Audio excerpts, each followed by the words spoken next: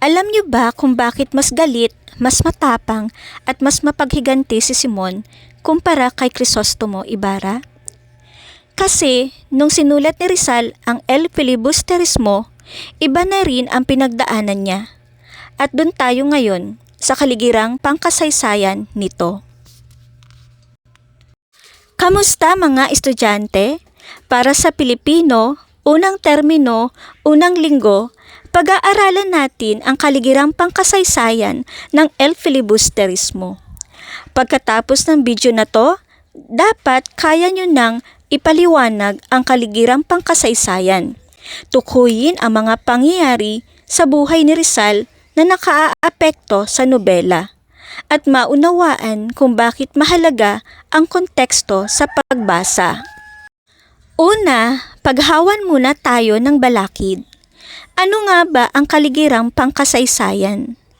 Ito yung mga rason o pangyayaring naganap noon na siyang dahilan kung bakit ganito ang isang akda, tao o bagay ngayon. Simpleng sabi, backstory lang. Bakit natin kailangan malaman to? Kasi para maintindihan natin kung paano nagsimula ang El Fili at ano ba talaga ang gustong iparating ni Rizal. Ito yung 6 na pinakamahalagang pangyayari sa buhay ni Rizal habang sinusulat niya ang El Filibusterismo.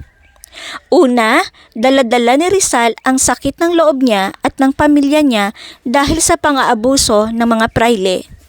Inagawan sila ng asyenda, inapi ang mga babae, inusig ang mga kaaway. Galit na si Rizal dito. Pangalawa, noong Pebrero 3, 1888, napilitan si Rizal na umalis ng Pilipinas. Bakit? Kasi sunod-sunod ang banta sa buhay niya at ang pamilya niya. Pinayuhan pa siya ng gobernador na umalis na. Pangatlo, hindi natapos ang gulo kahit nasa ibang bansa na siya. Inusig ang pamilya Mercado Rizal hanggang umabot sa Korte Suprema ng Espanya. Maraming kamag-anak ang namatay o nakulong.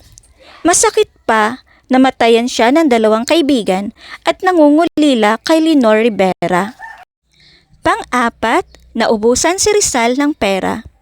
Buti na lang tinulungan siya ng kaibigang si Valentin Ventura mula Paris.